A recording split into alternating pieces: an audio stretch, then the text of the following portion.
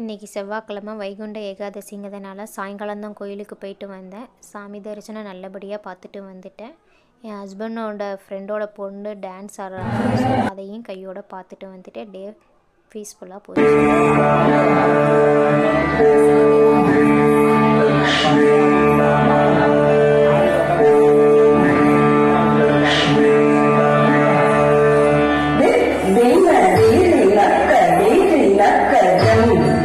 Jam jam diri nak